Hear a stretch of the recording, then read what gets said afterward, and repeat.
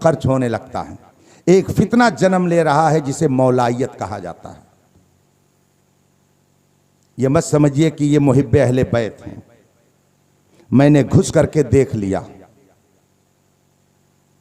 मैं ये नहीं कहता कि मैंने कुछ किया है, लेकिन बिंगलौर के मुनाजरे की गुफ्तगू ने यह बता दिया कि हक और बातिल में फ़र्क कैसे किया जाता है। और दुनिया ने देख लिया कि सुन्नियत के लिबादे में राफिजियत ने किस तरह से मौलाइयत का नाम लेकर के लोगों के अकीदे को बर्बाद किया है। ये मत समझिए कि ये मौलाई का मतलब होता है मौला अली से मोहब्बत करने वाले। ये एक फ़िरका है, मौलाइयत के नाम पर एक फ़िरका है जो सहाबा का गुस्ताख, और ये तहरीक यहूदियों की तहरीक है। यहूद और नसारा ने इस तहरीक को प्रमोट करने की पूरी कोशिश कर डाली है। मैं और अंदर की बातें ज़्यादा नहीं बताऊंगा, लेकिन जो लोग सुन्नी बन करके पीर कहला करके मौलाइयत के नाम पर सहाबा के ऊपर तबर्रा कर रहे हैं, वो दर पर्दा किसी का आले कार बनकर आपकी सफ़ों में दड़ाड़ पैदा करने की कोशिश कर रहे हैं। ये एक गुस्ताख फ़िरका है। राफिजियत की ये एक नई शक्ल है। हुजूर सुल्तानुत तारिकीन सैयदना व मौलाना मखदूम अशरफ जहांगीर सिमनानी कुद्दसा सिर्हुर रब्बानी, जिनकी किताब मलफूजात की शक्ल में मौजूद है, जिसका नाम है लताइफ अशरफी, वो अपनी किताब लताइफ अशरफी में फरमाते हैं कि शियों का एक फ़िरका है जिसको फ़िरक़े लाइनिया कहा जाता है, लान तान करने वाला फ़िरका। और उसमें वो साफ लिखते हैं ये फ़िरका हज़रत आयशा, हज़रत तलहा, हज़रत ज़ुबैर और हज़रत अमीर मुआविया पर तबर्रा करता है। ये फ़िरका शियों का फ़िरका है। लाइनिया इस फ़िरक़े का नाम है।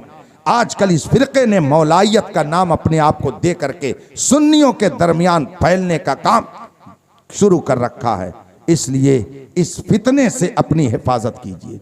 कोई हो, चाहे बड़ा से बड़ा आलिम हो, चाहे बड़ी से बड़ी खानकाह का कोई शेख ज़ादा हो, हमने कलमा किसी पीर का नहीं पढ़ा है, किसी आलिम का नहीं पढ़ा है। कलमा पढ़ा है तो रसूल पाक का पढ़ा है। रसूल पाक ने जिनसे मोहब्बत का हुक्म दिया है उनसे मोहब्बत करना लाजिम है।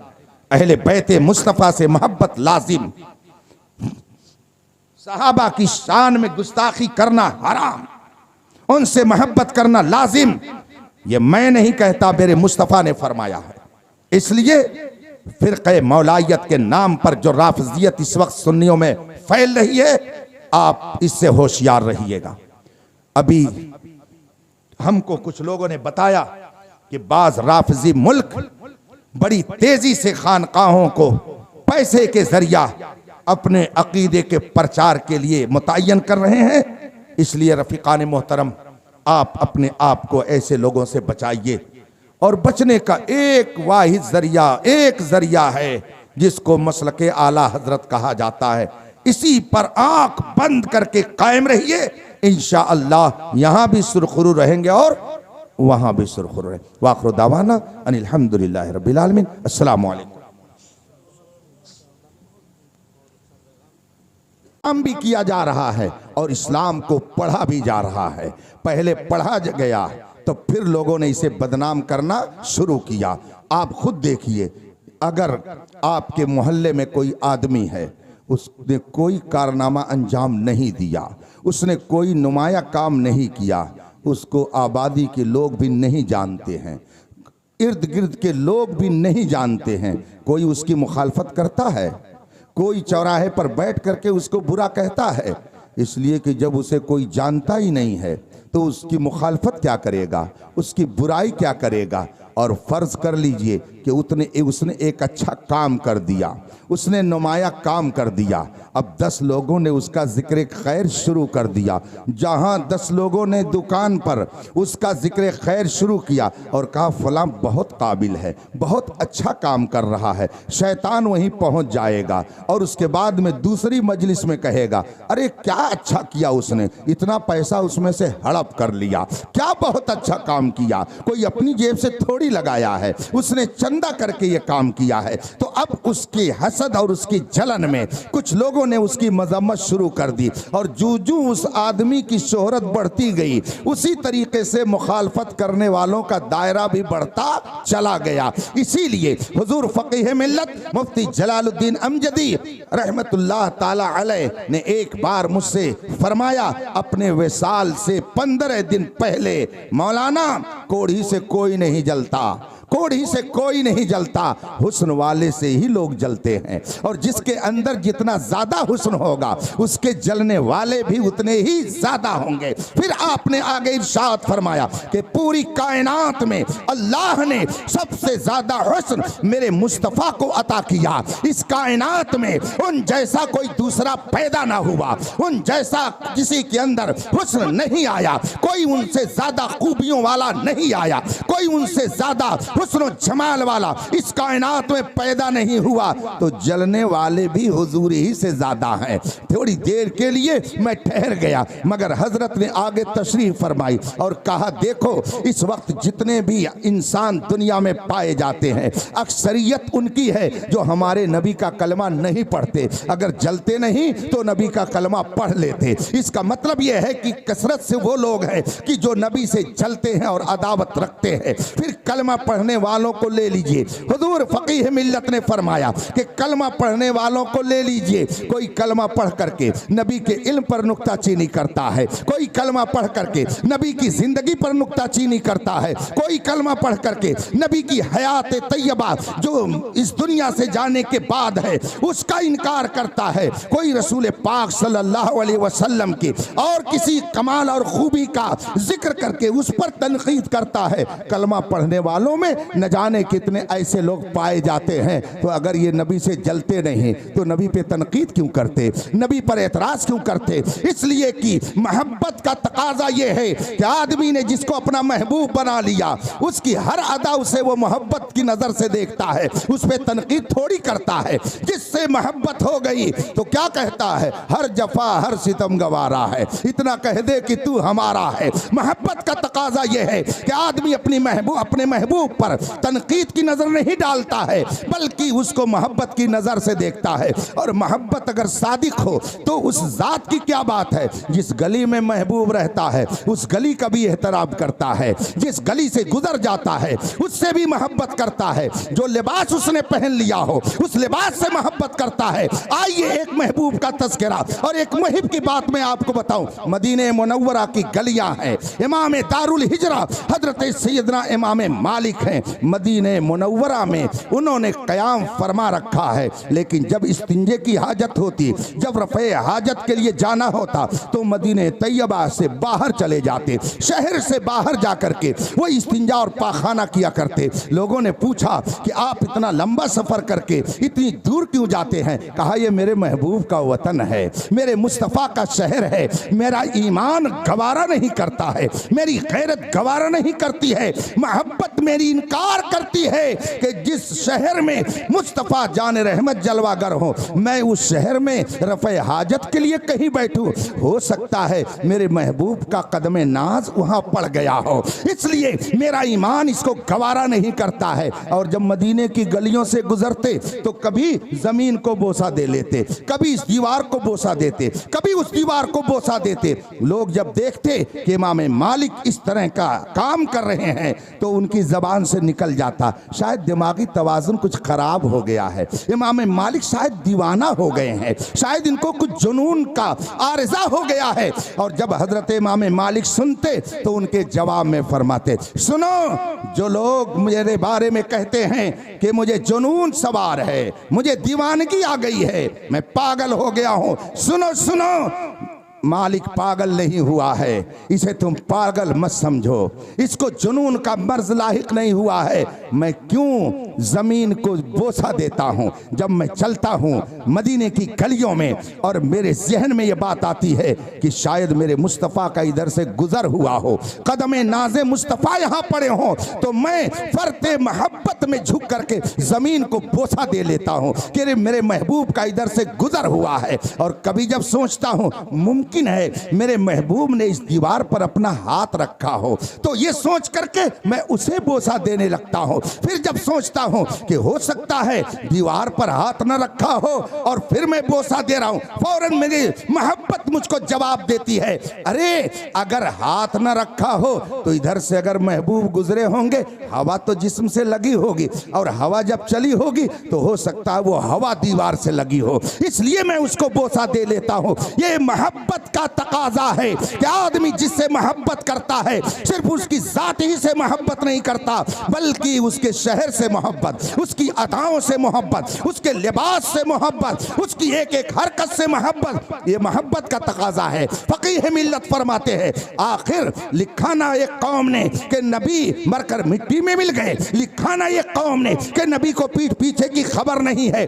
लिखा ना एक कौम ने कि नबी गांव के चौधरी की तरह होते हैं, लिखा ना एक कौम ने कि नबी हमारे भाई की तरह है। अगर इनके दिल में नबी की अजमत होती, नबी की मोहब्बत होती तो इस तरह के जुमले वो न लिखते। हुजूर फकीह मिल्लत फरमाते कि जिसके अंदर हुस्न जितना ज्यादा होगा उसके जलने वाले भी उतने ही ज्यादा होंगे। चूंकि इस्लाम पूरी दुनिया में पढ़ा जा रहा है, लोग इसे पढ़ रहे हैं और पढ़ पढ़ करके इस्लाम के दामन से वाबस्ता हो रहे हैं, तो मुखालफत करने वालों की तादाद भी बढ़ती चली जा रही है। लेकिन उन मुखालिफीन की मुखालफत से कुछ नहीं हो सकता है। इमाम अहमद रजा ने कितने प्यारे अंदाज में फरमाया है, तू घटाए से किसी के न घटा है न घटे, जब बढ़ाए तुझे अल्लाह ताला तेरा। मिट गए मिटते हैं मिट जाएंगे दुश्मन तेरे, न मिटा है न मिटेगा कभी चर्चा तेरा। नारे तकबीर, नारे रिसालत, मसलके आला हजरत, उलमा अहले सुन्नत, मुफ्ती अख्तर हुसैन साहब क़िबला, नारे तकबीर। इस्लाम को पढ़ा भी जा रहा है और इस्लाम को गलत प्रोपगंडों के नरगे में लाकर लोगों को बज़न करने की कोशिश भी की जा रही है। रफ़ीक़ान मोहतरम, अब ऐसे वक्त में हमारी क्या जिम्मेदारी है, हमारा क्या काम होना चाहिए? अगर आपके बाप को कोई बदनाम करे, अगर आपके उस्ताद को कोई बदनाम करे, गलत प्रोपगंडा करे, वफादार बेटे का काम क्या है? वफादार शागिर्द का काम क्या है? वफादार मुरीद का उस वक्त क्या रूल होना चाहिए?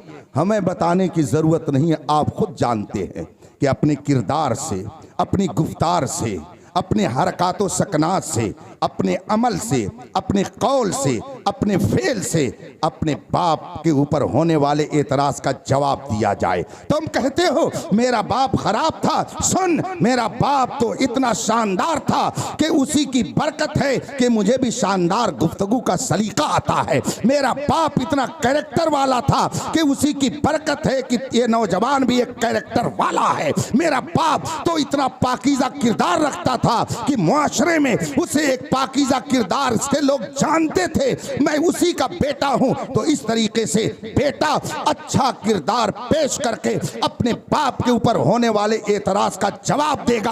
आप उम्मते मुहम्मदिया हो और आप नबी की वफादारी का ऐलान करते हो, इसलिए आप पर लाजिम है कि अब बजाय शराब पीने के, बजाय रसूल पाक सल्लल्लाहु अलैहि वसल्लम की नाफरमानी करने के, बजाय मुआशरे में गड़बड़ी फैलाने के, आप इतने नेक बन जाइए ताकि आपका किरदार कहे कि नबी और इस्लाम के मानने वाले वैसे नहीं है जो मीडिया दिखा रहा है, ऐसे हैं जो हमारा किरदार बोल रहा है।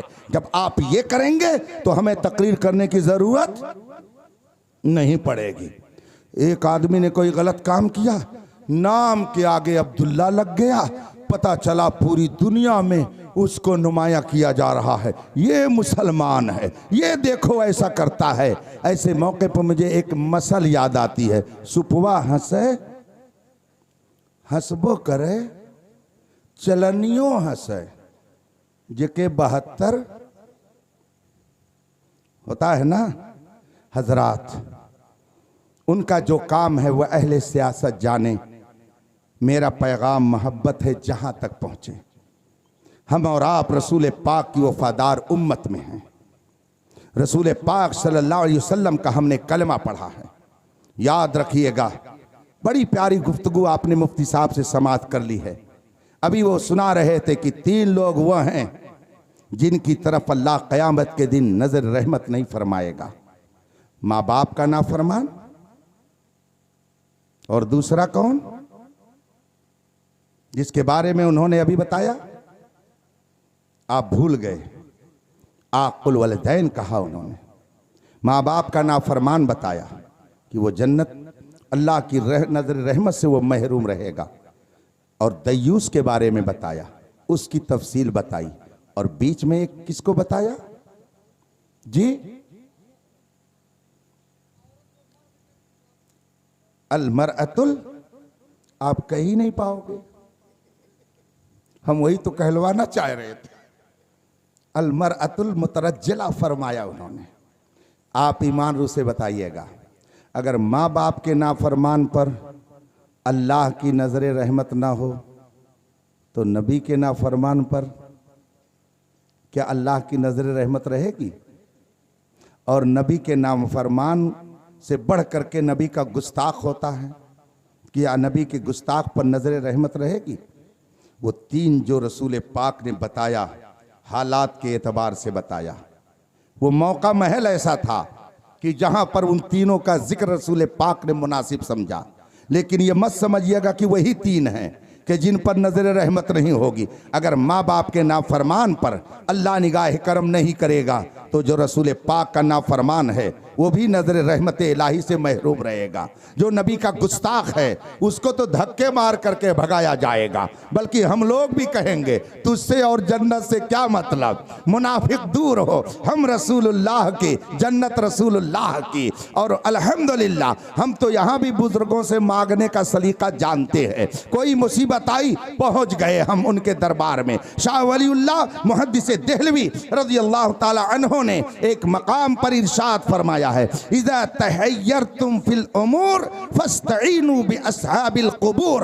शाह वलीउल्लाह मुहद्दिस देहलवी फरमाते हैं, मैं शाह वलीउल्लाह का खास कर इसलिए नाम ले रहा हूँ कि इनको सुन्नी तो मानता ही है, इसलिए कि ये सुन्नियों के पेशवा हैं, मगर इन्हें देवबंदी जो कहते हैं अपने आप को वो भी मानते हैं, और जो गैर मुक़ल्लिद अपने आप को अहले हदीस कहते हैं वो भी मानते हैं। क्योंकि आपके कस्बे में सब हैं, इसलिए मैंने एक ऐसा नाम लिया कि जो सबके हैं, आप सब उनको मानते हैं। हमारी ना मानो अपने की मान लो, हमारी ना सुनो अपनी की सुन लो। शाह वलीउल्लाह मुहद्दिस देहलवी फरमाते हैं, इज़ा तहय्यरतुम फिल उमूर फस्तईनु बिअस्हाबिल क़ुबूर। जब मुश्किलात में घिर जाओ, जब परेशानियों में परेशान हो जाओ, जब मुसीबतों में गिरफ्तार हो जाओ तो क्या करो, फस्तईनु बिअस्हाबिल क़ुबूर, अहले कब्र के पास जाओ और उनसे मदद तलब करो। जब उनसे मदद तलब करोगे वो रब की बारगाह में तुम्हारी अर्जी पेश करेंगे, रब उन पर निगाह करम फरमाएगा, उनकी बरकत से तुम्हारी मुश्किल आसान हो जाएगी। ये शाह वलीउल्लाह ने फरमाया है जो सबके पेशवा हैं। लेकिन बात वही है कि मीठा मीठा हब, कड़वा कड़वा फू, ऐसे बहुत सारे लोग पाए जाते हैं। मतलब की हो तो पता नहीं क्या क्या कर लेंगे। एक बात याद आ गई इस बात पर, एक साहब थे, वो जब जाते इस्तिंजा करने के लिए तो इस्तिंजा करने के बाद फौरन आते और 1 रकात वित्र पढ़ते थे। आते 1 रकात वित्र पढ़ते, जब इस्तिंजा से बाहर निकलते फौरन जाकर के 1 रकात वित्र पढ़ के तब किसी काम में लगते। कोई हनफी सुन्नी देख रहा था, कई बार उसने देखा, ताड़ लिया कि ये क्यों करते हैं, इसका पता लगाया जाए। इत्तेफाक से एक रोज जब वो इस्तिंजा करके 1 रकात वित्र पढ़ करके बाहर निकला, हनफी सुन्नी ने पकड़ लिया और कहा, बताइए जनाब, आखिर आप ये इस्तिंजा करने के बाद अगर सुबह से शाम तक 10 मरतबा इस्तिंजा करने जाते हैं तो 10 मरतबा आप 1-1 रकात जा करके ये क्या पढ़ते हैं? उसने कहा, तुम हो बेवकूफ, रह गए मुकल्लिद, हनफियों का खलादा तुमने अपने गले में डाल लिया। हदीस में अल्लाह के रसूल ने फरमाया है, मन इस्तंजा फल यूतिर, रसूल पाक फरमाते हैं कि जो इस्तिंजा करे उसे वित्र पढ़नी चाहिए, इसलिए मैं वित्र पढ़ता हूँ। उस हनफी ने कहा, अरे बेवकूफ, जरा हदीस को सही ढंग से समझने की सलाहियत तो पैदा कर। बेशक अल्लाह के रसूल ने फरमाया, मन इस्तंजा इस्तंजा फल यूतिर, जो इस्तिंजा करे तो उसे वित्र करनी चाहिए। मगर तूने नमाज़े वित्र कैसे समझ लिया? इसका मतलब ये है कि जो इस्तिंजा करने जाए और ढेला अगर इस्तेमाल करे तो उसे ताक ढेला इस्तेमाल करना चाहिए, 3 इस्तेमाल करे या 5 इस्तेमाल करे। वित्र और जुफ्त बोला जाता है, जिसको ताक और जुफ्त कहा जाता है। वहां पर फल यूतिर का मतलब यह है कि जब इस्तिंजा करने जाओ और अगर ढेला इस्तेमाल करना हो तो 3 लो या 5 लो या 7 लो। वहां पर वित्र का माना यह नहीं है कि वित्र की नमाज पढ़ो, मगर जनाब चूंकि हनफियत का कलादा उतार चुके थे और सोच रहे थे मैं डायरेक्ट हदीस समझूंगा, इसीलिए बार बार इस्तिंजा तो बार बार वित्र। ऐसे लोग जब हदीस समझाएंगे तो तमीज़े नबाशत कमंदे हवा, उलटने को रोटी उलट दी तवा, उल्टा ही मामला हो जाएगा और फिर मुआशरे में जो बुराई पैदा होगी हम उसका अंदाजा नहीं लगा सकते हैं। इंसाफ से बोलिएगा। और मैं जब कह देता हूं तो लोग कहते हैं कि ये झगड़े की बात करते हैं, और जो लोग रगड़े की बात करते हैं हम उनको जब रगड़ते हैं तो लोगों को खराब लगता है। बताइए, सऊदिया अरबिया के अंदर शराब की फैक्ट्री खोली गई कि नहीं? खोली गई कि नहीं खोली गई? सऊदिया अरबिया के अंदर इस साल अभी एक त्योहार जो गुजरा है दिवाली का, मनाई गई कि नहीं? किस देवबंदी के मुंह से निकला कि ये शिर्क है, ये कुफ्र है, ये नहीं करना चाहिए? किस जगह से फतवा जारी हुआ? सुन्नी अगर मजार पे चला जाए तो शिर्क है, सुन्नी ने जुलूस मोहम्मदी निकाल लिया तो शिर्क है, सुन्नी ने या रसूल अल्लाह कह दिया तो शिर्क है, सुन्नी ने नबी को इल्मे गैब मान लिया तो शिर्क है। हर बात पर जिसे शिर्क नजर आता है उसे कम से कम अपने गरीबान में भी तो झांकना चाहिए। मैं बहुत ही खुले हुए अंदाज में कह रहा हूं, जब तक ये 2 रुखी पॉलिसी रहेगी मुआशरे के अंदर कभी सुधार नहीं आ सकता है, मुआशरे के अंदर कभी इस्लाह नहीं कायम हो सकती है। और जो तबाही आज आ रही है आपके सरों पर, जो बर्बादियों के बादल मंडला रहे हैं, आप ये मत कहिए कि फला का कसूर है, किसी गैर पर कसूर मत डालिए। देहात में कहते हैं जब अपना सोना खोटा, बोलिए आगे क्या है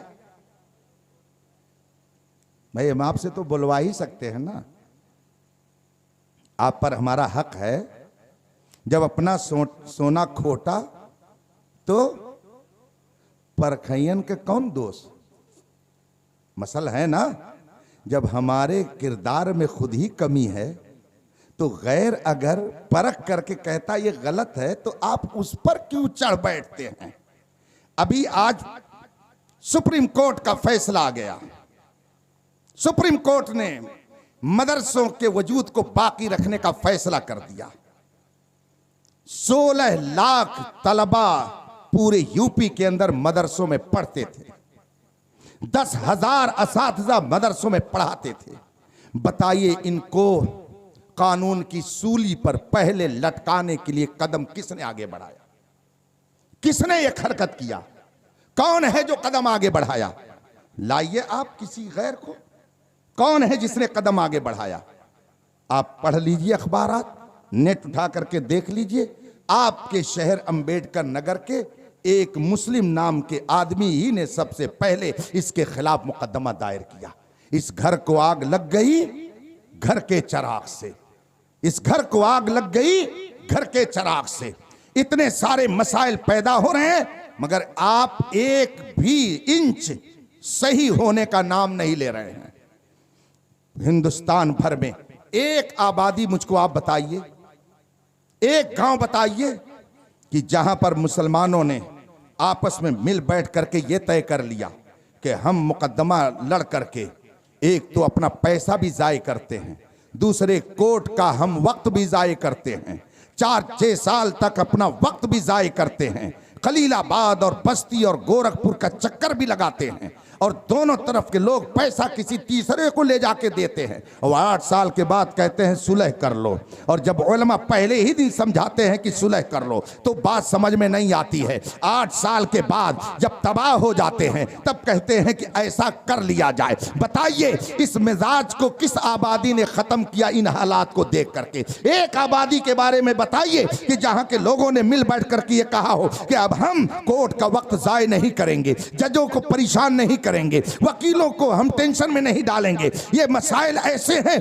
हमारी शरीयत खुद ही इसका बेहतरीन हल बता रही है। हम शरीयत मुताहरा पर अमल करने वाले लोग हैं। अपने उलमा, अपने मुफ्तियों से हम इस मसले का हल चाहेंगे। वो शरीयत की रोशनी में जो बताएंगे हम उस पर अमल करने के लिए तैयार हैं। हम पैसा जाय करने के मूड में अब नहीं हैं। बताइए किस आबादी के आदमी ने ये कदम उठाया? बताएंगे तब का इस्लाह हुई।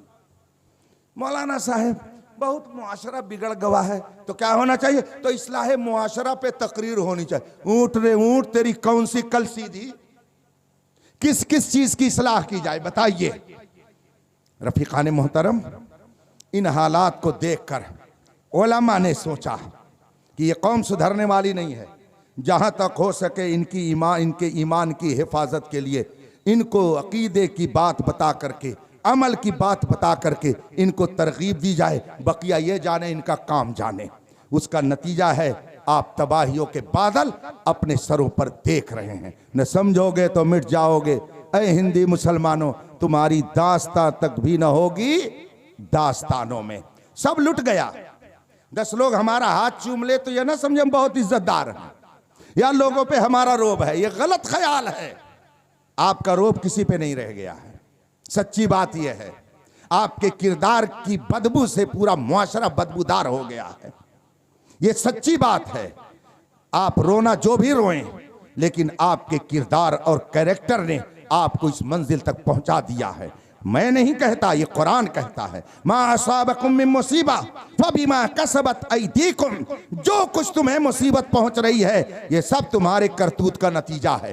ये सब तुम्हारे करतूत का नतीजा है। आपको मालूम है जिसने पहली बार कोर्ट में ये ले जा करके मुकदमा दायर किया बनाम मुस्लिम था और तकरीबन उस वक्त से लेकर अब तक 2 करोड़ उलमा ने पूरे यूपी के चंदा करके वकीलों की फीस के तौर पे जमा करके और ये इस मंजिल तक पहुंचाया।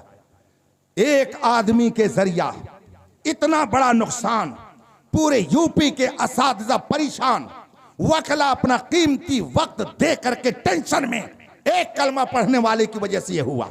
और आप कहते हैं कि मौलाना तकरीर नहीं करते हैं।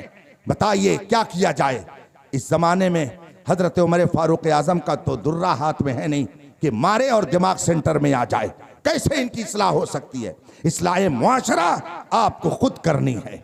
आपको खुद अपनी इस्लाह करनी है। अल्लाह के रसूल ने फरमाया कुल्लुकुम राइन व कुल्लुकुम मसऊलुन अन रइयतिही। तुम में का हर शख्स जिम्मेदार है और हर शख्स से उसकी जिम्मेदारी के बारे में सवाल किया जाएगा।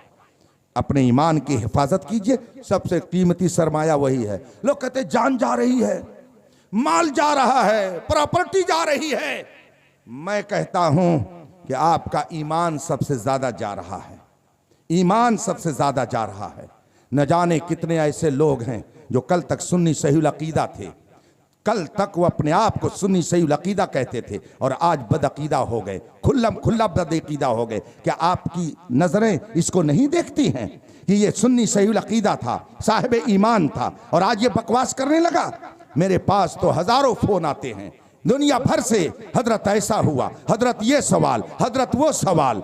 तेलंगाना, आपके जो आंध्र प्रदेश का एरिया है, वहां से भी 2 महीना पहले एक मौलाना साहब ने फोन किया, कहा हजरत 60 नौजवानों ने खुल्ला सुन्नियत को छोड़ करके राफिजियत इख्तियार कर लिया और 6 नौजवान ऐसे जो पढ़े लिखे कहे जाते थे और उन्होंने खुदा के वजूद का इनकार करके दहरियत को इख्तियार कर लिया। ये पढ़े लिखे लोगों की बात है। आप कहते हैं इल्म नहीं है इसलिए गुमराही आ रही है, इल्म नहीं है इसलिए तबाह हो रहे हैं। नहीं, मुस्तफ़ा की वफादारी नहीं है इसलिए तबाह हो रहे हैं। इसलिए कि डॉक्टर इकबाल ने बहुत पहले कहा था, बिशारत देते हुए, खुशखबरी सुनाते हुए खुदा का पैगाम बताते हुए कि मोहम्मद से वफा तूने तो हम तेरे हैं, ये जहां चीज है क्या लौह कलम। इसलिए न समझिए कि इंजीनियर बन जाएंगे तो बहुत कामयाब हो जाएंगे। कुरान कहता है मन युतिल्लाह व रसूला फकद फाज़ा फौजन अज़ीमा, जिसने अल्लाह और रसूल की फरमा बरदारी की वही एक क्लास का कामयाब इंसान है, वही एक क्लास का कामयाब इंसान है। आपके इस मौजे में, आपकी इस आबादी में मैं जानता हूं बहुत बड़े बड़े सेठ गुजरे, बहुत बड़े बड़े पैसे वाले गुजरे, नेता भी गुजरे और हैं भी, मगर उर्स हो रहा है तो खतीबुल बराहीन ही का हो रहा है। भीड़ जम रही है तो उन्हीं के आस्थाने पर जम रही है। हम जैसे हजारों लोग पहुंच करके दुआ वहां कर रहे हैं तो सूफी साहब ही का मजार है। आखिर क्यों ऐसा है? इसलिए कि कुरान ने फरमाया वल्लाक़िबतु लिलमुत्तक़ीन, शानदार आखिरत का नतीजा उसके लिए होता है जो दुनिया में तकवा के साथ जिंदगी गुजारता है। सूफी साहब ने तकवा के साथ जिंदगी गुजारी तो आज देखिए क्या हाल है। आला हजरत की जबान में खाक होकर इश्क में आराम से सोना मिला, जान की इक्सीर है उल्फत रसूलुल्लाह की। रसूल पाक के सच्चे वफादार बनिए, दुनिया में कहीं रहिए, फख्र से कहिए हमारा रिश्ता इमाम अहमद रजा से मिलता है। ये बात मैं ताज्जुब की बुनियाद पर नहीं कह रहा हूं, हकीकत की बुनियाद पर कह रहा हूं। चंद मिनट और आप बताइए, एक मौलाना कहता है नबी कुछ नहीं दे सकते और इमाम अहमद रजा कहते हैं कौन देता है, देने को मुंह चाहिए, देने वाला है सच्चा। एक कहने वाला कहता है नबी तो गांव के चौधरी की तरह होते हैं, बस उनकी इतनी ताजीम करो जितनी कि बड़े भाई की करते हो। और इधर से मेरा इमाम कहता है अरे बेवकूफ, तू गांव का चौधरी कहता है, अल्लाह की सरताबा कदम शान है ये, इंसान ही इंसान वो इंसान है ये। कुरान तो ईमान बताता है इन्हें, ईमान ये कहता है मेरी जान है ये। एक मौलवी लिख रहा है नबी को पीठ पीछे की भी खबर नहीं है, और इमाम अहमद रजा फरमाते हैं और कोई गैब क्या, तुमसे नेहा हो भला जब ना खुदा ही छुपा तुम पे करोड़ों दुरूद। वो कहने वाला कहता या रसूल अल्लाह मत कहो ये शिर्क हो जाएगा, मगर बरेली का इमाम क्या कहता, गैज में जल जाएं बेदीनों के दिल, या रसूल अल्लाह की कसरत कीजिए। कहने वाला कहता है मिलादुन नबी मनाना बिदअत है। इमाम अहमद रजा आवाज दे करके कहते हैं मिसले फारस जलजले हो नज्द में जिक्र आयाते विलादत कीजिए, रहेगा यूं ही उनका चर्चा रहेगा, बड़े खाक हो जाएं जल जाने वाले। एक कहने वाला अपने कमरे में बैठकर लिख रहा है कि नबी तो मरकर मिट्टी में मिल गए, मगर इमाम अहमद रजा कहते हैं तू जिंदा है वल्लाह, तू जिंदा है वल्लाह मेरी चश्मे आलम से। तो हर कलमा पढ़ने वाला एक जैसा, बात समझ में आ रही है? तो जब सब कलमा पढ़ने वाले एक जैसे नहीं तो कैसे फर्क समझेंगे कि वफादार है कि गद्दार है, ये वफादार मुस्तफ़ा है कि गद्दार मुस्तफ़ा है। इसी के लिए हमारे बड़े बड़े उलमा ने उस ज़माने में हम लोगों के लिए एक पहचान मुकर्रर कर दी और फरमा दिया इस पहचान को गले से लगाए रहोगे तो तुम्हारे ईमान की हिफाजत होती रहेगी। उस पहचान का नाम मसलके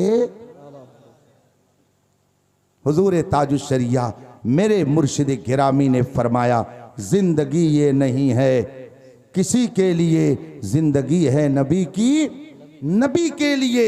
ना समझ मरता है जिंदगी के लिए, जीना मरना है सब कुछ नबी के लिए। मसलके आला हजरत पे कायम रहो, जिंदगी दी गई है इसी के लिए। मैंने सुना कि आपकी ये जामे मस्जिद दोबारा तामीर के मरहले से गुजर चुकी है, अब डेंटिंग पेंटिंग का काम कुछ हो रहा है।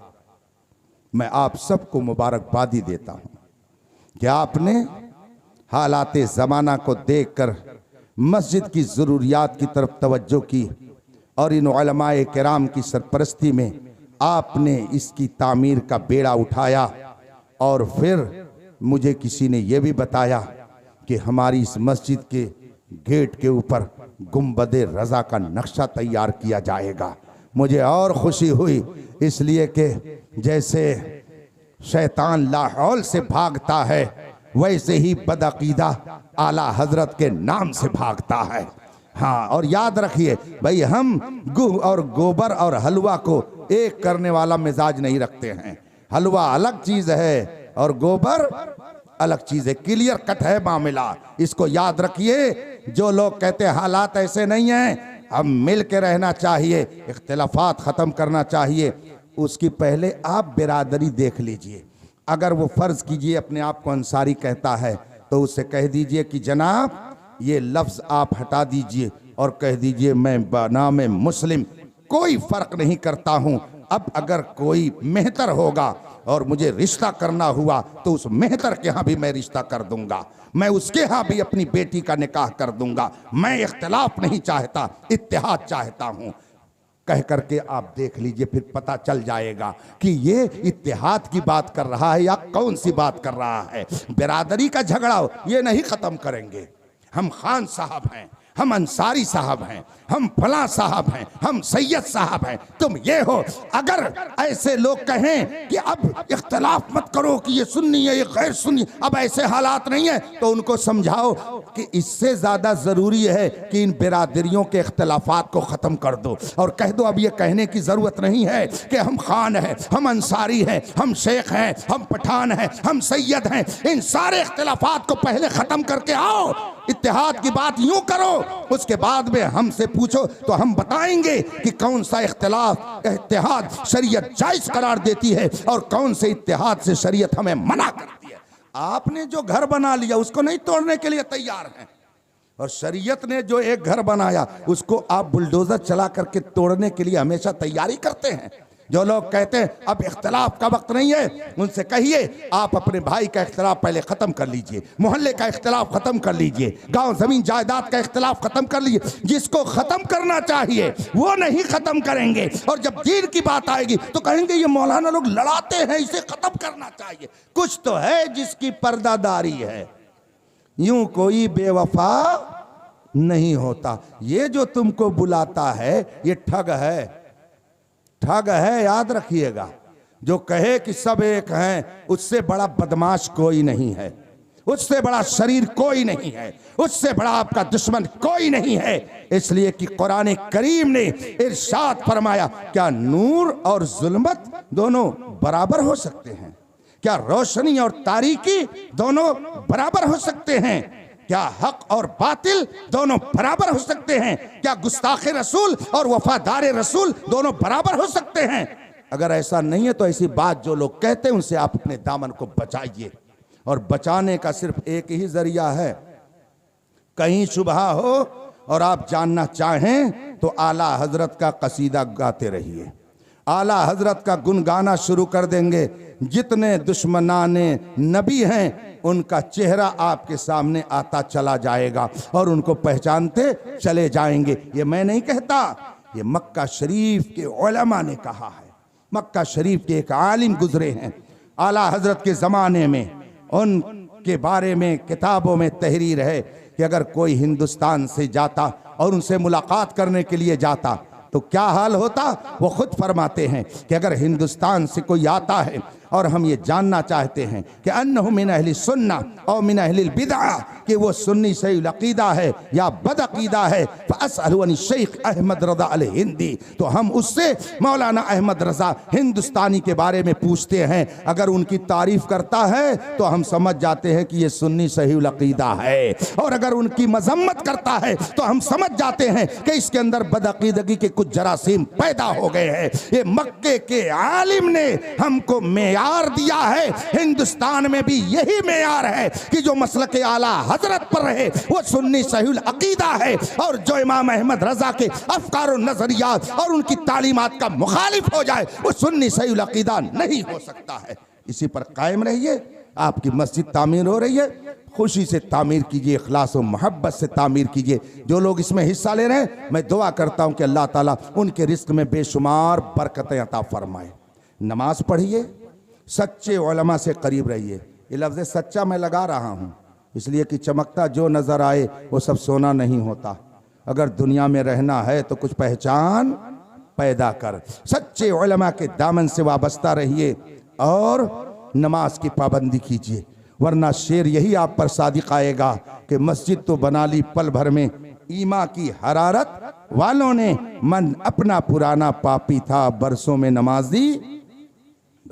नमाज पढ़िए, न जाने किस गली में जिंदगी की शाम हो जाए। नमाज पढ़िए, कसरत से नबी पाक पर दुरूद भेजिए।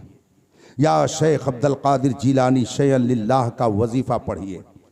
सुन्नी सही अकीदा रहिए, दुनिया के किसी गोशे में जाइए, फख्र से कहिए कि हमारा रिश्ता इमाम अहमद रजा से मिलता है।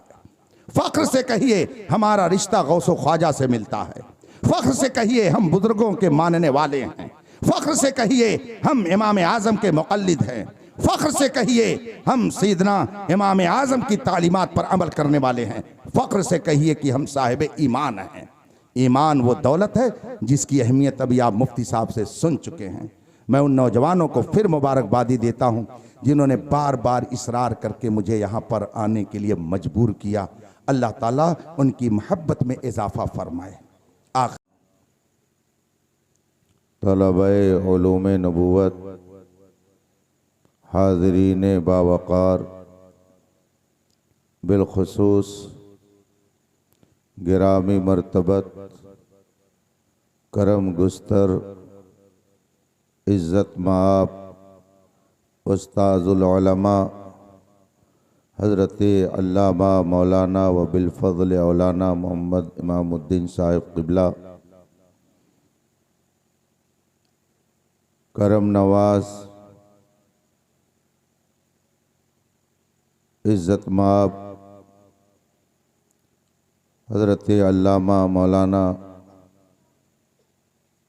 मोहम्मद हैदर अली अशरफ़ी साहिब क़िबला, अस्सलामु अलैकुम व रहमतुल्लाहि ताला व बरकातुहू।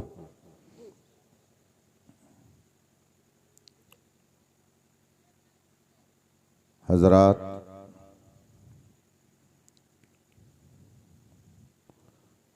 रब्बे कायनात का फज़ल और उसका एहसान है कि इस वक्त हम और आप उसके और उसके महबूबों के ज़िक्र की महफिल में हाजिर हैं। काबिल मुबारकबाद हैं वो हज़रात जिन्होंने इस पाकीज़ा बज़्म को सजाने में जिद्दोजहद सर्फ की और लोगों को एकजा करके उनके दिलो दिमाग को ईमान की ताज़गी बख्शने के लिए उलमा को भी जमा किया। रब ताला अपने हबीब पाक के तुफ़ैल उन सब की खिदमात को शर्फ़ कबूल अता फ़रमाए। अहबाब की ख्वाहिश के एहतराम में थोड़ी देर में आपके दरमियान हूँ। कस्बा मरडोबा दो वजहों से अपनी एक अलग पहचान रखता है। एक इल्म व अदब का गहवारा दारुल उलूम अहले सुन्नत तनवीरुल इस्लाम, और दूसरी चीज़ यहाँ की सनाअत व हिरफत और यहाँ का कारोबार दोनों ही बेहतरीन चीज़ें हैं। अल्लाह ताला इस मरकज़े इल्मो अदब और इस मकाम सनाअत व हिरफत की हिफाजत फरमाए और आसमान जैसी बुलंदियां आप सबको अता फरमाए। गिरामी वक़ार आलिम बाअमल फाजिल ज़ीशान हज़रत अल्लामा मुफ्ती अहमद रज़ा साहिब मिसबाही रज़वी दामा ज़िल्लुल आली की गुफ्तगू दिल और ज़बान की यकसानियत के साथ होती है। जो उनके दिल में होता है उसी को वो अपनी ज़बान से अदा करते हैं। इस इखलास की बरकत ने उन्हें हम उम्रों में दीनी तसल्लुब और इस्तिकामत अला दीन के हवाले से बहुत मुमताज़ और नुमायाँ कर दिया है। अल्लाह तबारक व तआला उनके इल्मी फ़ैज़ व बरक़ात से एक आलम को मुस्तफ़ीज़ फरमाए। किताब व सुन्नत से मुज़य्यन और बुज़ुर्गान दीन के वाक़यात नसीहत से नूरुन अला नूर उनका खिताब दिलो दिमाग को झिझोड़ने के लिए काफ़ी है। अल्लाह तबारक व तआला उनके खिताब को अपनी बारगाह में कबूल फरमाए और हमें आपको सबको उस पर अमल की सआदत अता फरमाए। आपका ज़्यादा वक्त नहीं लूँगा। हज़रत अल्लामा हैदर अली साहब क़िबला के बारे में खैरियत मालूम करने के बाद मालूम हुआ कि तबीयत में इज़्मिहलाल है। हज़रत शेखुल हदीस साहब क़िबला भी उम्र की इस मंजिल में है कि ज़्यादा देर तक उन्हें बैठाना मुनासिब नहीं है। मुफ्ती अहमद रज़ा साहब को मैं रात भर ज़िद करके बैठा सकता हूँ, लेकिन वह अपनी ड्यूटी मुकम्मल कर चुके हैं, इसलिए वो भी जाने के मूड में होंगे। थोड़ी देर आप मुझे बर्दाश्त करें। मैं आप सबका शुक्रगुज़ार हूँ कि बेहद इसरार आपकी तरफ से हुआ। हज़रत अल्लामा हैदर अली साहब क़िबला ने भी फ़ोन फरमाया और भी दीगर अहबाब ने ख्वाहिश ज़ाहिर की। मैं आप सब की ख्वाहिश के एहतराम में थोड़ी देर आपके दरमियान हूँ। आइए मुस्तफ़ा जान रहमत सरवर कायनात फ़ख्र मौजूदात नबी मुकर्रम शफ़ी मुअज़्ज़म रहमत आलम सल्लल्लाहु अलैहि वसहबी वसल्लम की बारगाह नाज में दुरूद व सलाम का नजरान अक़ीदत पेश करें और पढ़ें। अल्लाहुम्मा सल्लि अला सय्यदना व मौलाना मुहम्मद मअदिल जूद वल करम व आलिल किराम अजमईन। वही रब है जिसने तुझको हमतन करम बनाया, वही रब है जिसने तुझको हमतन करम बनाया। हमें भीख मांगने को तेरा आस्ता बनाया। तुझे हम्द है खुदाया, तुझे हम्द है खुदाया। यही बोले सिदरा वाले चमने जहाँ के थाले, सभी मैंने छान डाले, तेरे पाए का न पाया, तुझे एक ने एक बनाया, तुझे हम्द है खुदाया। रफ़ीक़ान मोहतरम, इस वक्त दुनिया भर में इस्लाम को पढ़ने की भी कोशिश की जा रही है और बदनाम करने की भी कोशिश जारी है। दोनों काम हो रहा है। इस्लाम ने दुनिया में आने के बाद जो इनकलाब बर्पा किया और बिगड़ी हुई सोसाइटी, बिगड़े हुए समाज और बिगड़े हुए लोगों को राह रास्त पर लाने का जो अज़ीमुश्शान कारनामा अंजाम दिया,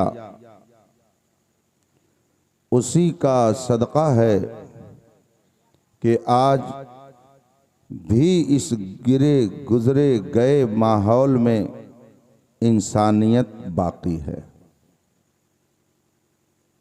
इस्लाम से पहला जो दौर था उसको दौरे जाहिलियत कहा जाता है। इस्लाम के आने से कब्ल जो ज़माना है उसे क़र्ने अस्वद कहा जाता है, दौरे सियाह कहा जाता है, ख़राब दौर कहा जाता है। लेकिन ख़ास कर दो लफ्ज़ ज़्यादा इस्तेमाल किया जाता है, दौरे जाहिलियत और क़र्ने अस्वद। सियाह ज़माना और जाहिलियत का ज़माना। इस्लाम से पहले जो दौर था उसका तारुफ यूं कराया जाता है। इसीलिए अरबी शुअरा को भी तक़सीम किया गया, तो नंबर 1 पर शुअराए जाहिली रखे गए। उनको शायर भी कहा जा रहा है और साथ ही साथ जाहिली भी कहा जा रहा है, शुअराए जाहिली।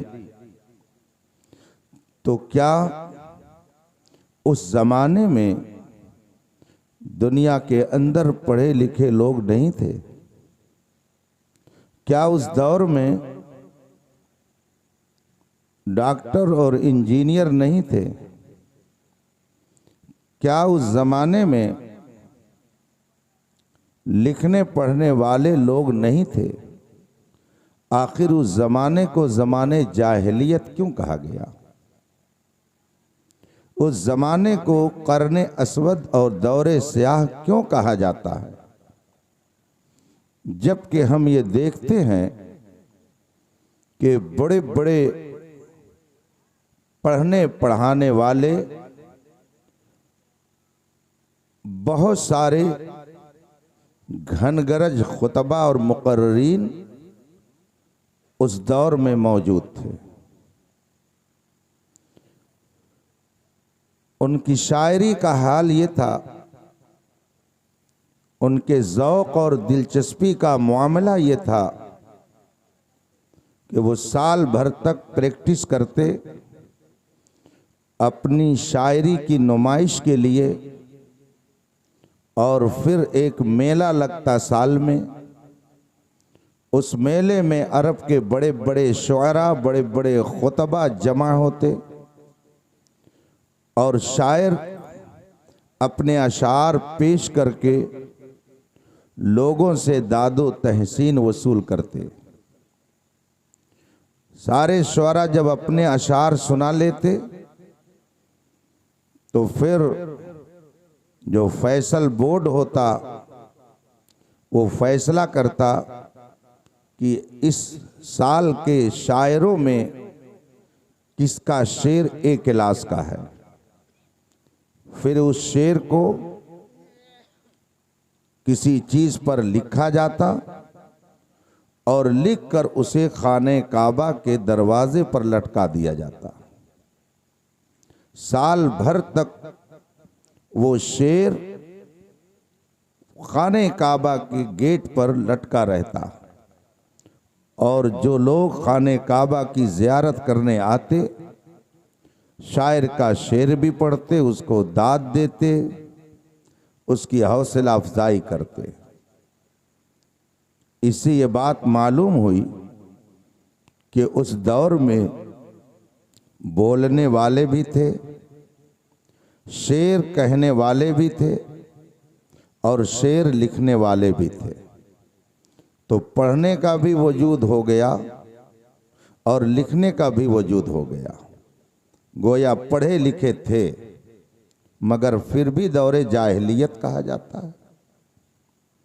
इंजीनियरिंग का हाल ये था कि खाने काबा में और फिर उस ज़माने के बादशाहों के घरों में जो नक्शो निगार तैयार किया जाता, मकानात के जो नक्शे बनते वो इतने आला और उम्दा होते कि आज हजारों साल गुजरने के बाद भी कुछ टुकड़े बड़े बड़े म्यूजियम में आज भी रखे हुए हैं।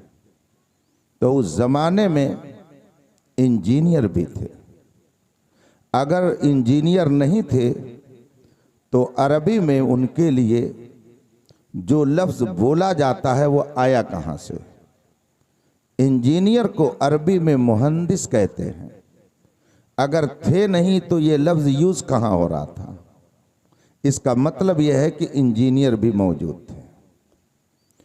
तिब्बी नुक्ते नज़र से देखा जाए तो बहुत बड़े बड़े डॉक्टर और हकीम मौजूद थे। ऐसे ऐसे हकीम कि वो चेहरा देख करके दूर ही से बता देते कि किस मर्ज में ये मुब्तला है। टीम थी उनकी पूरी दुनिया में और अपनी तबाबत का वो शोहरा पूरी दुनिया में फैलाए हुए थे। तो डॉक्टर भी मौजूद, इंजीनियर भी मौजूद, शायर भी मौजूद, लिखने वाले भी मौजूद, पढ़ने वाले भी मौजूद। उसके बावजूद ज़माने जाहिलियत, दौरे जाहिलियत। क्या मतलब है इसका? गोया तारीख हमको ये बता रही है कि इंजीनियरिंग और चीज़ है, डॉक्टरी और चीज़ है, खिताबत और चीज़ है, शायरी और चीज़ है, लिखना पढ़ना और चीज़ है, मगर इंसानियत और चीज़ है। दोनों में फ़र्क होता है।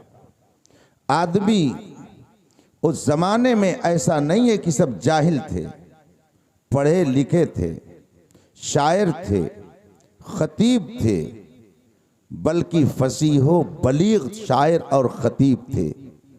तभी तो वो दुनिया के लोगों को अपने सामने गूंगा समझते थे।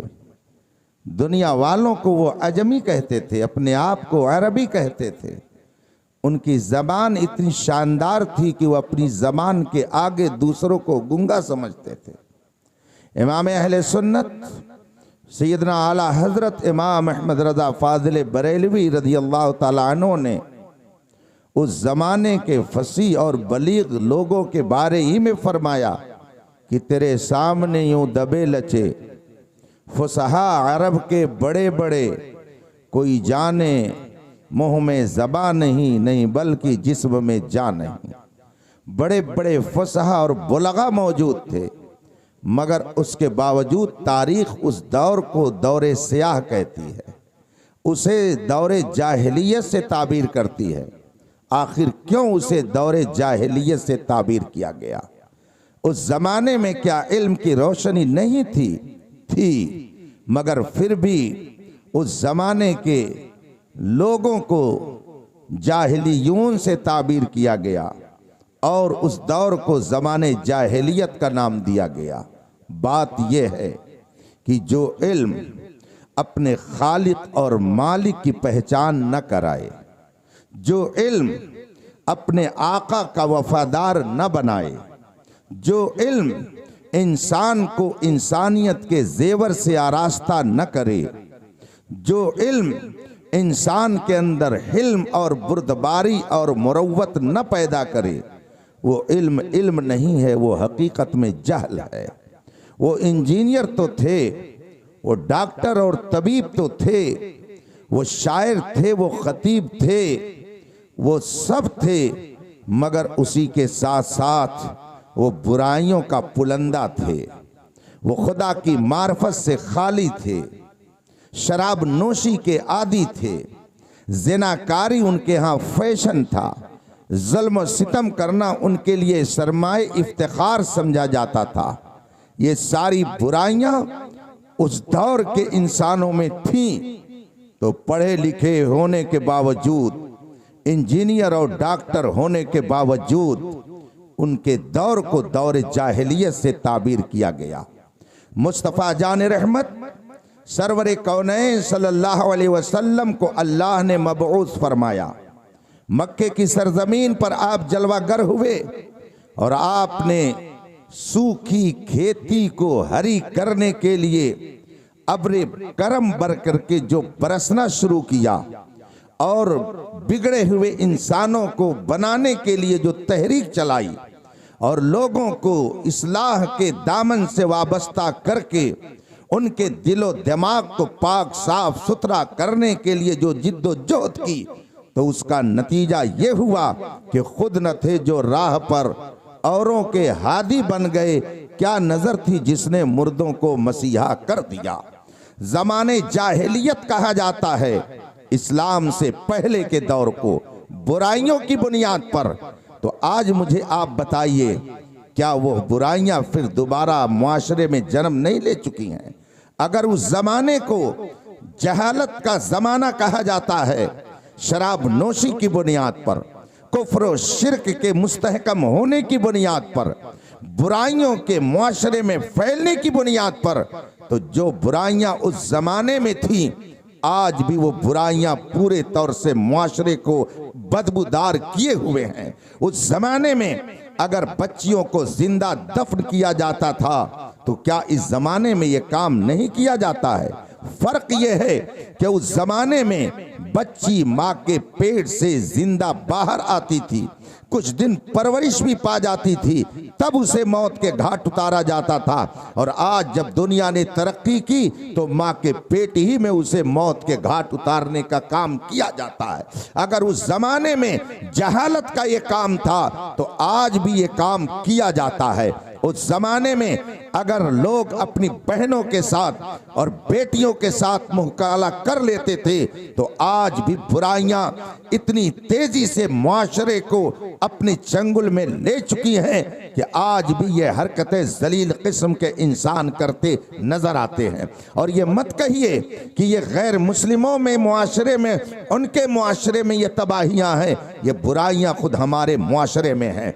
मैंने कलकत्ते का एक बार सफर किया, हावड़ा की तरफ जा रहा था। एक आलिम साहब मेरे साथ थे। उन्होंने मुझसे फरमाया, मौलाना ने मुझसे कहा, हजरत ये जो घर है, इस बिल्डिंग में एक फ्लैट है, इसमें एक मुसलमान रहता है। वो अपने आप को मुसलमान कहलाता है, मगर अपनी बेटी को अपनी बीवी बना के रखे हुए है और उससे 3 बेटे पैदा हुए हैं। ये किसी गैर मुस्लिम की बात नहीं कर रहा हूँ, मैं कलमा पढ़ने वाले की बात कर रहा हूँ। फतावा फ़क़ीह मिल्लत उठा करके देखिए, गोंडा ज़िले का उसमें एक सवाल है कि एक शख्स ने अपनी बेटी को बीवी बना के रखा है, समाज उसके साथ क्या सलूक करे। जो बुराइयां इस्लाम से पहले दुनिया में थी, आज वो सारी बुराइयां मुआशरे में पैदा हो गई हैं। अगर आप चाहते हैं कि ज़माने जहालत ख़त्म हो, कर्ने असवद ख़त्म हो, सियाह दौर ख़त्म हो, तो उसका तरीका वही है जो मेरे मुस्तफ़ा ने अता किया है। रसूल पाक ने जो हमें तरीका दिया है उस तरीके पर अगर चलेंगे तो वो ज़माने जहालत फिर आप याद नहीं करेंगे और उसे आप भूलेंगे। रसूल पाक सल्लल्लाहु अलैहि वसल्लम ने जो पाकीज़ा माहौल पैदा किया अपने किरदार के जरिया, अपनी गुफ्तार के जरिया, अपनी प्यारी अदाओं के जरिया जो गैरों को अपनाया और उनके दिल में घर किया तो नतीजा क्या निकला कि अगर दरबार से किसी को दूर करने की बात की जाती कि जाओ तुम अपने घर जाओ, तो अपनी ज़बान हाल से कहता क्यों मैं जाऊं, तेरे टुकड़ों पे पले गैर की ठोकर में न डाल, झिड़कियां खाए कहां छोड़ के सदका तेरा। ये उन सहाबा की और अहले ईमान की हालत हो गई थी। मुझे याद आता है, उलमा से आपने सुना होगा, एक सहाबी रसूल हैं, अभी बड़ी पाकीज़ा सीरत बयान की हजरत मुफ्ती अहमद रज़ा साहब ने। मैं दिल की बात कर रहा हूँ, तमल्लुक व चापलूसी में नहीं। वो वाक़यात जो बयान कर रहे थे शहादत के, दिल चाह रहा था कि वो बयान करते रहें और हम सुन करके उससे नसीहत हासिल करते रहें। और अगर आपने अपने बुजुर्गों की सीरत को सुन करके उस पर अमल किया, उनके किरदार की पाकीज़गी और पाकीज़गी की खुशबू से अपने दिलो दिमाग को मुअत्तर कर लिया, तो लाख दुश्मन आपको चाहें कि तबाह बर्बाद हो जाएं, खुदा की कसम आप जिंदा रहेंगे। दुनिया की कोई ताकत आपको ख़त्म नहीं कर सकती है। साहबी रसूल हैं हजरत ज़ैद इब्ने हारिसा, उनका वाक़या बहुत मशहूर है। उनका बचपना था, वो मक्के से दूर किसी आबादी के रहने वाले थे। उस जमाने में जुल्म सितम, चोरी और डकैती का आलम यह था कि अगर डाकू किसी के घर पर डाका जनी करते तो दौलत तो लूट करके ले ही जाते, उस घर के आदमियों को भी पकड़ ले जाते, ले जाकर के कहीं बाजार में बेच देते, फिर वही गुलाम हो जाता। हजरत ज़ैद बिन हारिसा का वाक़या अहले ईमान को बहुत सारी नसीहत देता है। हजरत ज़ैद बिन हारिसा का बचपना था, डाकुओं ने इनके घर पे डकैती डाली और फिर साजो सामान के साथ हजरत ज़ैद को भी उन्होंने गिरफ्तार कर लिया और फिर मक्के के बाजार में ले जाकर के बेच दिया। खरीदारों में कौन? हजरत सैयदतुना उम्मुल मोमिनीन खदीजा कुबरा रज़ियल्लाहु ताला अन्हा। उन्होंने उस गुलाम को खरीद लिया। मक्के के बाजार में ज़ैद बिन हारिसा बिके, हजरत खदीजा के घर आए। अभी इस्लाम का ऐलान नहीं हुआ था, अभी रसूल पाक सल्लल्लाहु अलैहि वसल्लम ने लोगों के दरमियान इस्लाम की आवाज़ को नहीं पहुंचाया था। ये उस वक्त का वाक़या है। हजरत ज़ैद हजरत खदीजा के घर आ गए, उनके यहाँ रहने लगे, गुलाम की हैसियत से वहाँ परवरिश पाने लगे। और जब रसूल पाक सल्लल्लाहु अलैहि वसल्लम का अक़्द मुबारक हजरत खदीजा रज़ियल्लाहु ताला अन्हा से हुआ तो हजरत खदीजा ने मोहब्बत नबी में हजरत ज़ैद बिन हारिसा को बतौर तोहफा नबी की बारगाह में पेश कर दिया और कहा अब ये गुलाम आपका है। हजरत ज़ैद रसूल पाक की खिदमत में रहने लगे, आपकी खिदमत करते, हुक्म बजा लाते, आपकी सोहबत नसीब हो गई। रसूल पाक के गुलाम की हैसियत से हजरत ज़ैद बिन हारिसा जिंदगी गुजार रहे थे। रसूल पाक सल्लल्लाहु अलैहि वसल्लम की वो प्यारी वफादार ज़ौजे मोहतरमा हजरत खदीजा रज़ियल्लाहु ताला अन्हा, जिनके गुलाम थे हजरत ज़ैद बिन हारिसा, उन्होंने तोहफे में पेश किया, मगर घर में आना जाना था। जब एक वक्त आया, ज़ैद बिन हारिसा के गांव और उनके घर के लोग मक्के आए, खाने काबा की ज़ियारत करने आए। उस जमाने में भी ज़ियारत की जाती थी, उस जमाने में भी हज होता था, उस जमाने के लोग भी सफा और मरवा की सैर करते थे। वहां के लोग आए, किसी की नजर पड़ गई हजरत ज़ैद बिन हारिसा पर। जब नजर पड़ी तो उस आदमी ने पहचान लिया, बुलाया, पूछा कहाँ रहते हो, किसके पास हो, सारा पता ले लिया। कुछ कहा नहीं, लेकिन जब अपने गांव वापस गए तो ज़ैद बिन हारिसा के घर वो लोग गए और उन्होंने कहा कि जिस बच्चे के फराक और जुदाई में तुम लोग अब तक रोते रहे। उम्मीद की किरण जगमगा उठी है। उसके घर वालों ने पूछा क्या हुआ? कहा कि मैंने तुम्हारे बच्चे को मक्के में देखा है। उन्होंने पूछा क्या मेरा ही बच्चा था? कहा हाँ, आप ही का बच्चा था, हमने मक्के में देखा है। कहा वो किसके पास है? कहा वो अब्दुल्लाह के बेटे अब्दुल मुत्तलिब के पोते मोहम्मद के पास है। वो गुलाम जो तेरा बेटा गुलामी की जिंदगी गुजार रहा है वो मोहम्मद अरबी के पास है। जब घर वालों ने सुना, कहा अगर हम जाएं तो क्या वो गुलाम, क्या वो हमारा बच्चा वापस कर देंगे? लोगों ने कहा वो करीम हैं, वो सखी हैं, बहुत बाअखलाक हैं, बहुत बाकिरदार हैं, उनका घराना बहुत ही बावकार है। आप अगर जाके अपनी बात कहोगे तो वो आपकी बात टालेंगे नहीं। चुनांचे ज़ैद बिन हारिसा के घर के लोग पहुंचे मक्के मुकर्रमा, पता लगाते हुए नबी की बारगाह में पहुंचे। जाने के बाद अपना सामान सफर रखा, रसूल पाक से मुलाकात की और उन्होंने कहा कि हम लोग एक अर्जी लेकर आए हुए हैं। अल्लाह के रसूल ने फरमाया क्या? कहा कि आपके बारे में हमने सुना है, आप करीम इब्ने करीम हो, सखी इब्ने सखी हो, शरीफ इब्ने शरीफ हो, शफीक इब्ने शफीक हो।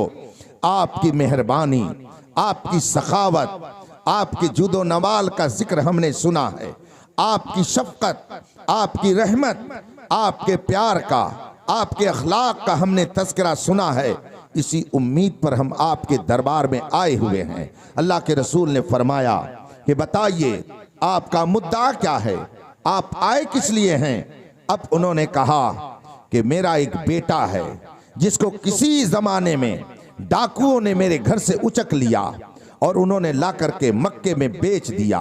हमने ये सुना है हमारा वो लख्ते जिगर आपके पास है। अल्लाह के रसूल सल्लल्लाहु अलैहि वसल्लम ने फरमाया बताइए उसका नाम क्या है? उन्होंने कहा उसका नाम ज़ैद बिन हारिसा है। अल्लाह के रसूल ने फरमाया हाँ, वो गुलाम हमारे पास है।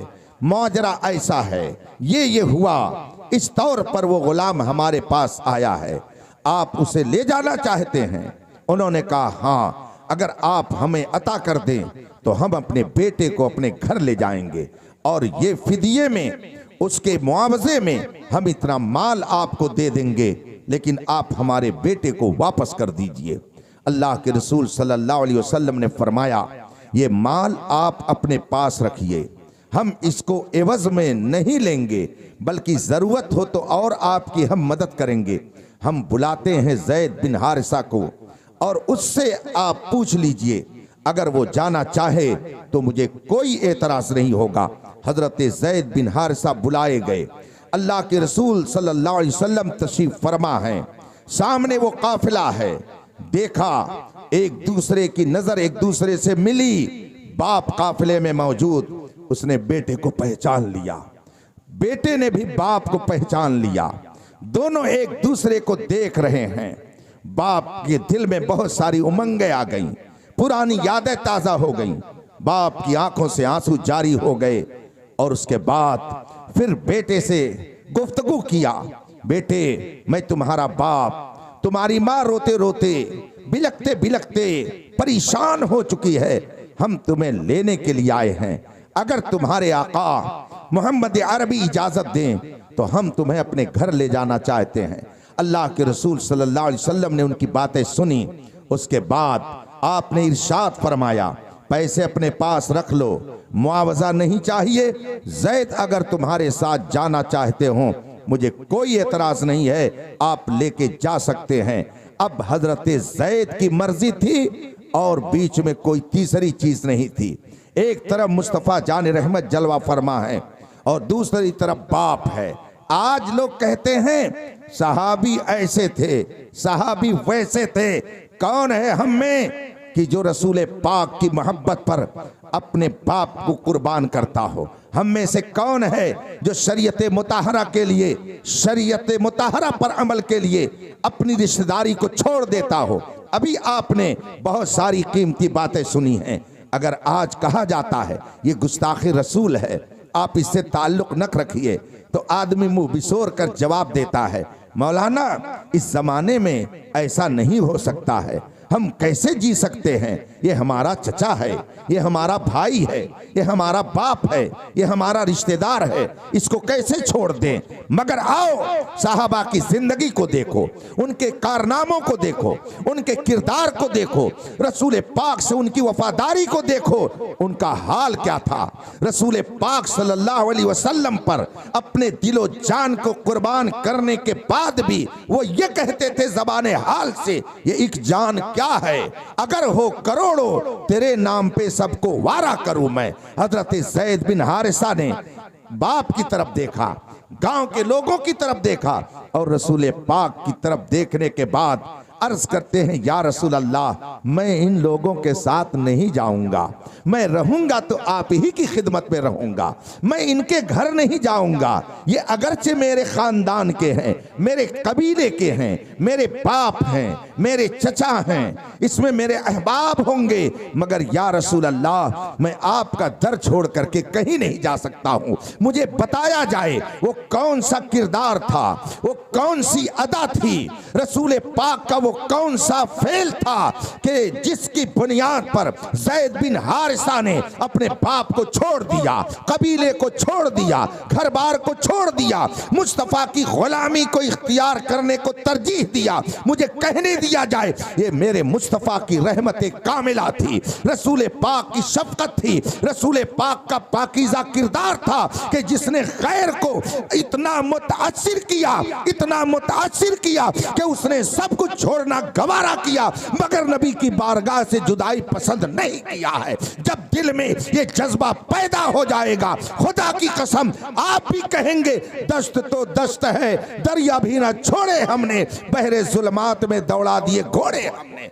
जब साहबे किराम की जिंदगी का आप मुताला करेंगे तो ऐसे हजार जलवे आपको नजर आएंगे। उस जमाने में जिसे जमाने जाहिलियत कहा जाता है, इंजीनियर भी दिख रहे हैं, डॉक्टर भी दिख रहे हैं, मास्टर भी दिख रहे हैं, टीचर भी दिख रहे हैं, उस्ताद भी दिख रहे हैं, कातिब भी दिख रहे हैं, नामा निगार भी दिख रहे हैं, कलमकार भी दिख रहे हैं, खतीब भी दिख रहे हैं, मगर उसके बावजूद उस दौर को ज़माने जाहिलियत कहा जाता है, इसलिए कि उनके पास ये सारा फन था, उनके पास ये सारा हुनर था, मगर खुदा की पहचान नहीं थी।